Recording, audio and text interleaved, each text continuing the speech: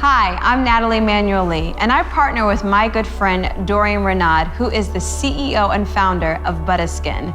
We wanted to highlight the stories that continue to shape how we see ourselves, to shine a light on our inner beauty. Here is Beyond the Surface.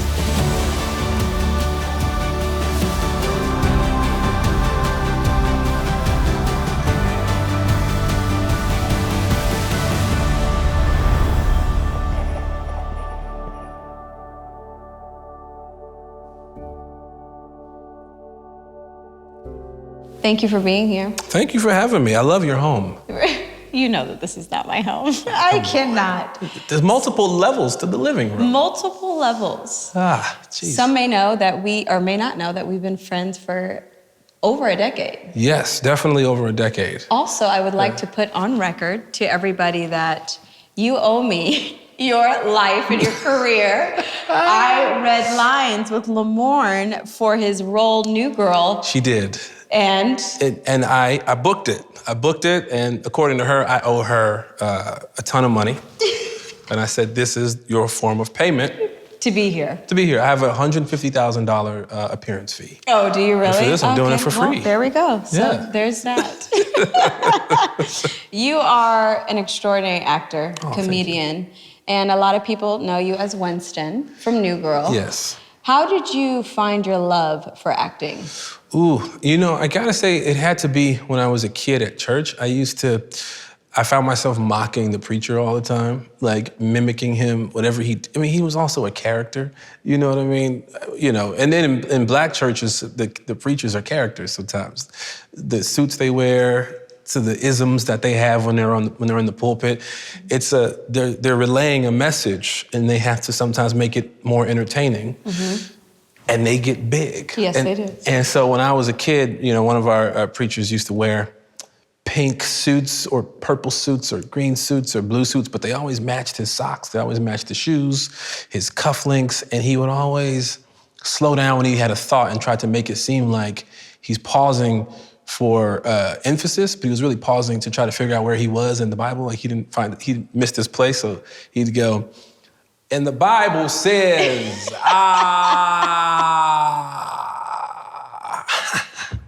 that Bible.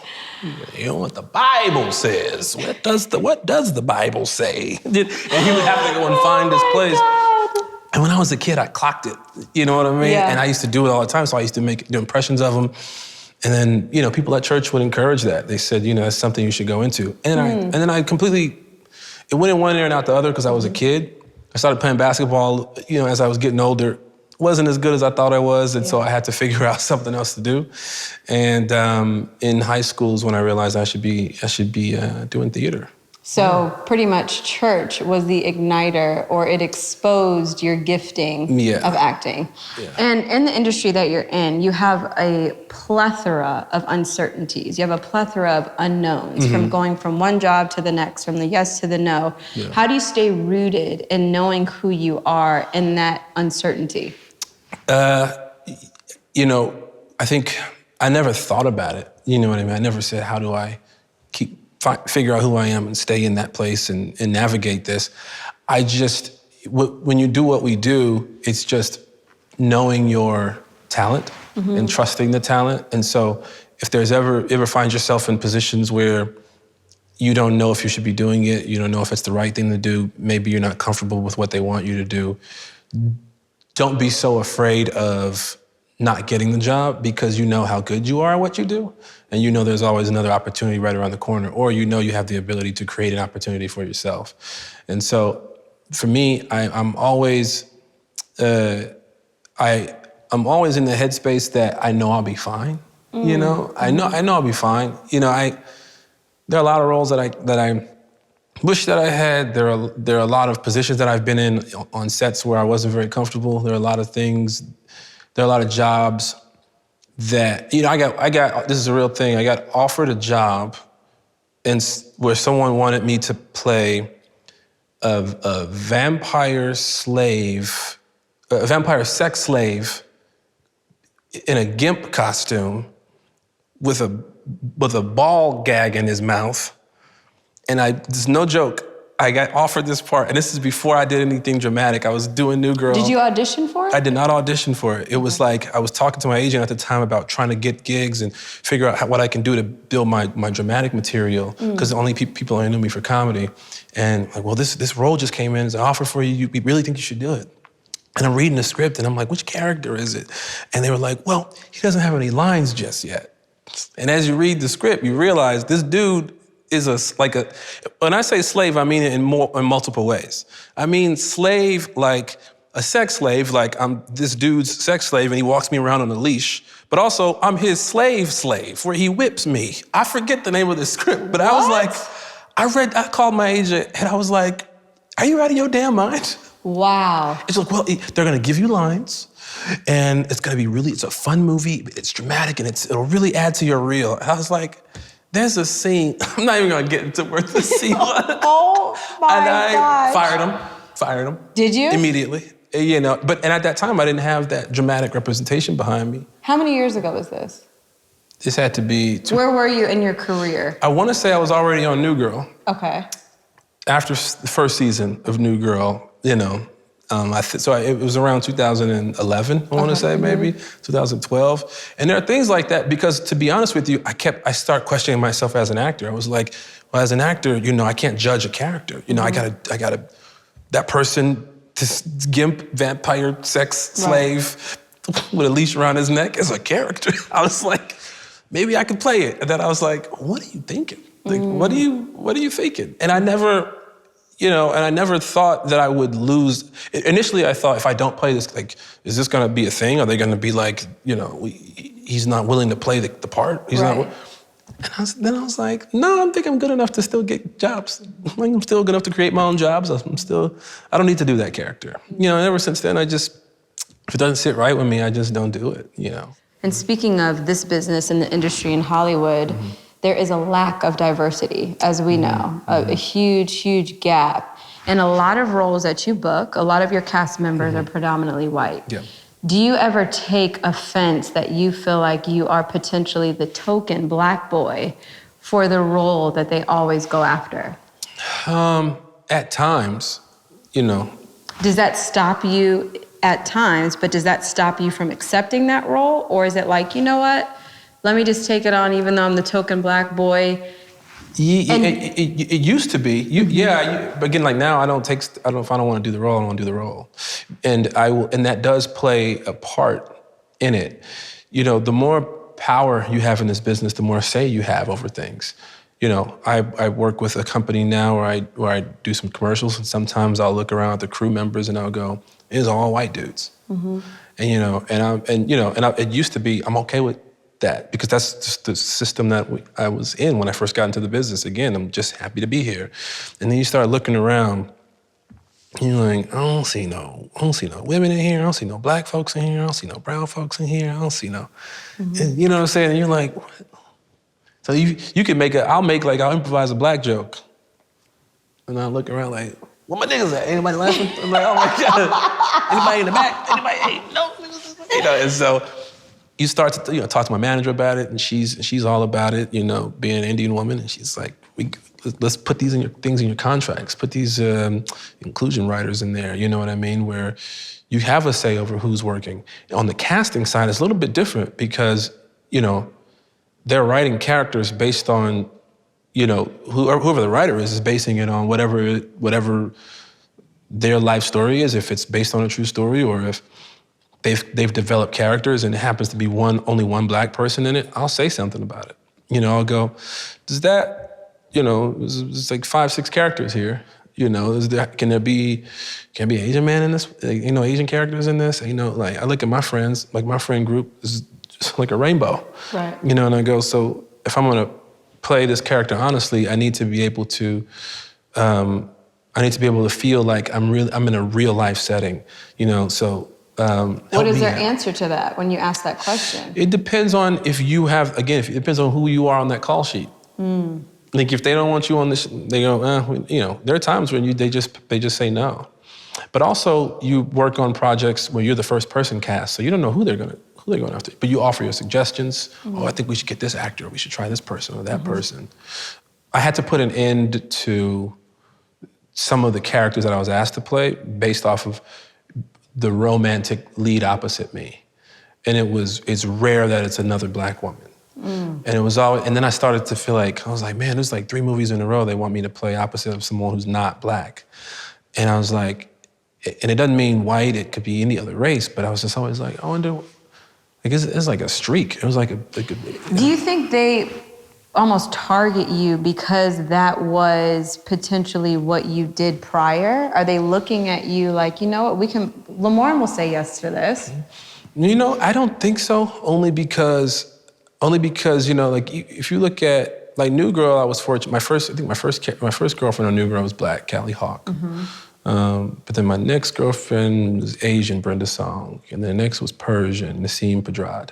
So they switched it up on New Girl. New Girl was you know, collective. But there are other parts, there are other times where it's like where it once used to be in real life, like Black and white was like a taboo thing. You know, they would never dare show a Black and white couple on television. You know, back in the day, that was just something you just didn't see. And then it became, you know, kind of commonplace. You would see it in movies a lot. Then it became like, well, why can't we just have like a Black couple? You know, and I don't have those answers. You know what I mean? But you would see it and you would notice it sometimes where it started to become a little bit one-sided, or, you know, I don't know if the industry was trying to self-correct itself by doing it.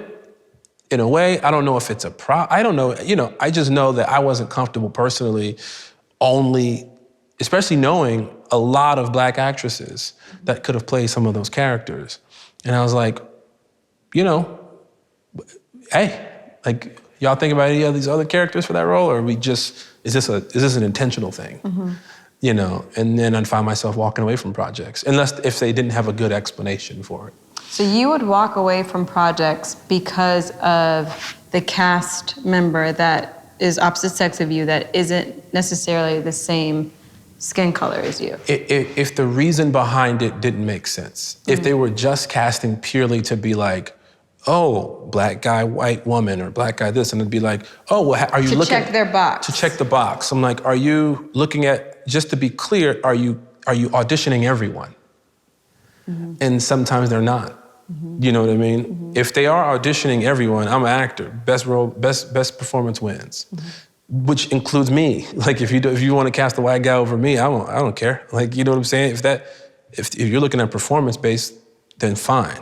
But sometimes it's like they're not. You know, sometimes it's just, you know. For example, on Woke, my season 1 of Woke, my girlfriend is played by Rose McIver, a white woman. I get people hit me up all the time about it. Like, you on a show called Woke and what's up with that? And I'm like, well, it's a couple of things. It's TV, it's entertainment. You know, again, I'm not opposed to playing opposite white characters and interracial dating. I'm not opposed to that at all. But I'm saying the amount of times that you would see it became overkill. And so I was like, when they would ask me these questions, I was like, I don't see anything wrong with the character because I'm playing the character and I know why the character is white. It wasn't just like, we're not looking for Black women or we're not looking for brown women, we're only looking for white. It wasn't the case. The case was, it was based on a true story. This is based on a man's real life. You know what I mean? And I get these messages all the time when people are like, well, they could have switched it up. And I go, well, then the story's out of the window. Right, I'm trying to tell a story about a Black dude who's figuring out who he is on his political spectrum, on his political journey, who he is as a Black dude, what does Black mean to him? Is dating outside of your race a fetish? Why is it taboo? What's the history of it? And all these things is, you know, what our show talks about. So in moments like that, I'm like, cool, let's do it. Right. It serves a purpose why you are specifically choosing a race. Yeah. You know what I mean? Otherwise, just put characters in there and best actor wins. You know what I mean? Sure. That's the only time I have a problem with it, when it just seems like you're just doing it just to do it. To check a box. To check a box. Yeah. You know what I'm saying? You have experienced a huge transition. You are now a father, and you became one during the pandemic. Tell me that process. Of how the sausage was made? Well, when a man and a woman become intimate, Hormones start deranging. Oh my gosh. Seeds start flying. No. Edit that out. No. That process was interesting. Co-parenting. Me and the mother of my daughter were not together. We weren't like dating or anything like that. Things happen. And so what made the most beautiful kid I've ever seen in my entire life. She's beautiful. Thank you. And I'm like, the process is weird because I wasn't expecting to be a father. I was kind of, I looked at my life as not carefree because we all have responsibilities, and I have, family things I deal with, friendship things I deal with, internal things that I deal with, work things that I deal with. But I felt like I wasn't truly responsible for anyone else's life. Everyone's grown, and then you have a baby and your whole world changes. Like your whole perspective changes. I walk differently. I walk slower. I really do. I'm looking out for danger around. I found myself being more of a father. like a stereotypical protector now, where I'm like, I'm just looking. I'm just always on a pivot, a swivel. I drive slower. Traded in my fast car for a family car. Facts. Yeah. I did because it also didn't matter to me anymore. Some of those things, some of those I call them like selfish wants. Some of the more luxurious things in life that you find yourself caring about, they like go out of the window completely. Because my one objective in life is to keep her safe and give her the future that my mom gave me and then some. So with the highs and lows the pandemic has brought all of us, with it just being a laborious process for all of us, with all the adversities, the trials, what do you believe kept you sane during that time? Red wine and steak. Not gonna lie to you, man. During that time we had to stay in the house, I found that I was moving too fast in life in general. Like I was always out. Always having to be at someone's thing or some event, or I felt like if I didn't leave the house, I was missing out on something. I had to be working all the time. There's always a script to develop. There's always a character you want to prepare for. There's always a meeting to be had. When the pandemic happened and everyone slowed down and you realized, bro, no one's out. Like no one is accepting phone calls. Everyone's at home with their families. I was at home with mine. And I just thought, okay, this will give me time to rest, to sleep more, because I wasn't sleeping a lot. I didn't realize the value of sleep until my trainer sent me like a TED talk on it. He was like, you should be sleeping, brother. This will age you. Eventually, lack of sleep will kill you. It will stress you out. And so during that pandemic, I was like, perfect. I will sleep. I will enjoy red wine. I will sit in peace. I will, in our adult lives, know my mother more. My mom was with us during the pandemic. She came out to California and stayed. Which was great because she was with us for months, in our house. And so me and my brother, and so, got to talk to her about a lot of stuff that I didn't know about my mom, and built a better relationship with her, which was awesome. So it just taught me to like sit still sometimes. And also being a father. During that time, I became a father. So I spent half my time, I was co-parenting at first and, flying back and forth, Texas to LA. And even when I was there, it would be, even though Texas is wide open. I don't think Texas ever shut down. But I don't think so either.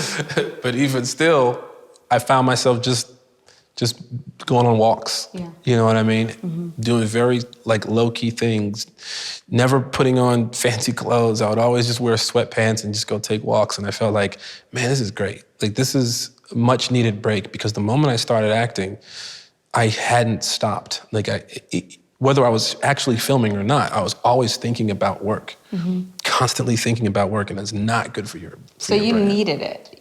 Oh, I was gonna go crazy. So you needed the pandemic? In a way, yeah. In a way, I needed it. I didn't feel. There are times in my career where I go without working, and you feel you go through a range of emotions, mostly negative.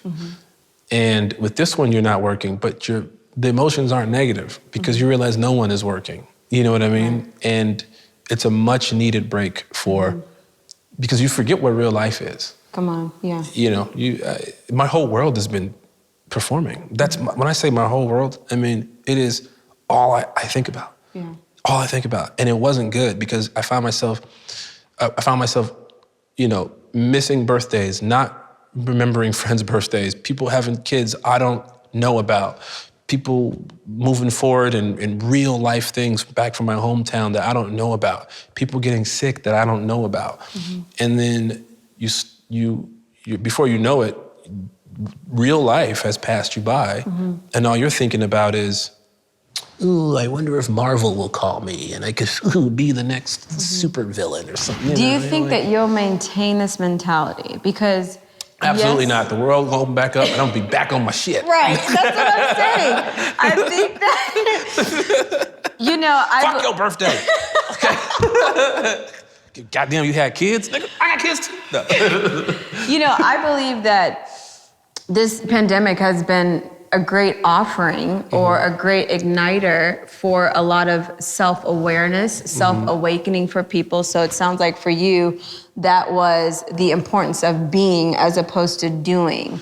Yes. So do you truly believe that going into the new, going into the 2022, that you know what, this lesson I'm gonna take of really truly being in the moment and not being so focused on if Marvel's gonna call me or this and that, will you be able to take that? Absolutely. When the world opens back up, because I believe that, you know, I believe that God turns everything for good. And this is something that we needed as a society. Granted, it is painful, arduous, all those different things, but what you just said is so paramount to our mental health, to our spiritual health, to our well-being of focus on the being, the rest, to sustain the doing. So how are you going to maintain that? You just find different avenues. Yeah. It used to be being on camera, being an actor, being a movie star. That was the thing. Like that's it. It's the end all be all, right? And you become obsessed with it to the point where, like I said, life will pass you by, right? But then you start to, for example, I find myself listening to podcasts all the time. And I'm enamored by some of these hosts. I'm enamored by some of the storytelling, whether it be a scripted podcast or some of the guests on these unscripted podcasts. And I find myself listening to them a lot. And I thought, man, I see a lot of actors jumping into the podcast space. And before I know it, I'm in the podcast space. So now we're doing a podcast, you know, me and some cats that I know. And it's a lucrative business, but it's more than that. It's fun, and you get to do it at a more relaxed pace. So that's one reason. That's one way I can fulfill my itch for entertainment, my itch for public speaking, trying to be funny with friends, goofing off, being silly. I can still fulfill that and not have to stress about certain things because that will still keep the audience engaged in what I'm doing, and I can still act when I feel like it. Do you feel like you have a responsibility to keep your audience engaged? Because that's a weight too, because that more so influences the doing. Yes and no. I will say, on one hand, it's what the business calls for. It's the responsibility of an actor, you know. But the other responsibility of an actor is to be true to yourself. So at any moment, if you don't feel healthy, if at any moment you feel like I should take a break, because mentally I'm not there, I need to rest, I should go do something else, I should go direct, or I should, like I said, do a podcast, I should go create in some other medium, you have to do that. Because otherwise, you're doing your audience a disservice because you're not who your true self is. You're not the person they fell in love with. A lot of influences happen. You know, to me, you're more pure when you first start in this business.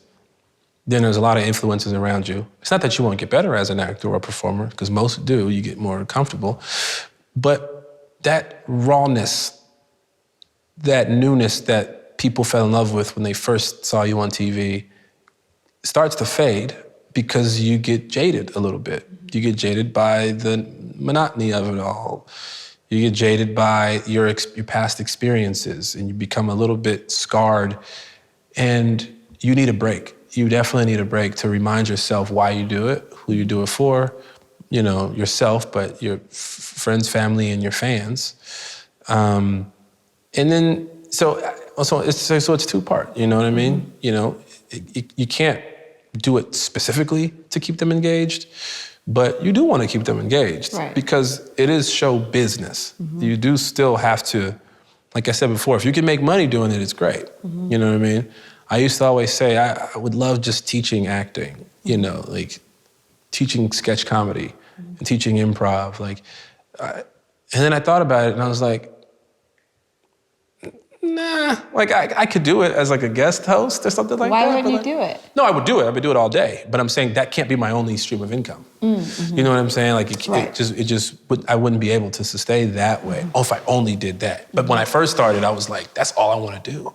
Mm-hmm. Like improv teacher, that's a hell of a job because you truly are just performing and watching the younger generations perform and you do that. But if that was your only job, you can't sustain it unless there's a shift in pay that I don't know about, but like you need to do other things, I think, to sustain a living, healthy living. Yeah. What piece of advice could you give an actor or an actress that wants to break into the industry but just hasn't? Don't do it. No. It's scary. If you are a 5'9", 5'10", black, kind of funny actor, don't do it, okay? It ain't for you. This business ain't for you. No, but if I could give them advice, it would be, honestly, and I'm stealing something from, it's the advice that I always use, but I also heard it recently on like an actors roundtable, and I was like, they're like, if you were teaching a class, what's the first thing you would tell your actors? And it would be like, be okay with failing. Fail in front of in a room full of people. If you're that confident, at some point something's going to be gold in there. You know what I mean? Like fail, be comfortable. Just it's not that serious. You know, we put so much. There are real life circumstances in everyone's lives that's you know, when you're acting, it definitely benefits you to become successful at it. So you can. You know, if the finances are good enough, it can help you and your family out. That's a lot of pressure. But when you think about the job itself, it's just playing. Mm. You know, we're in the entertainment space. Play and have as much fun as possible. And don't be afraid to look stupid and look foolish, because you think of some of the greatest entertainers that we have or we've seen, they are one of one. And the reason they're one of one is because they tried. They tried to be bold, to be big, and then they create this uniqueness. You know, when I think about folks like Jim Carrey, for example. I mean, the guy was wild and weird and blah, blah, blah. And then you go, no one for the history of entertainment could ever do what he does anymore.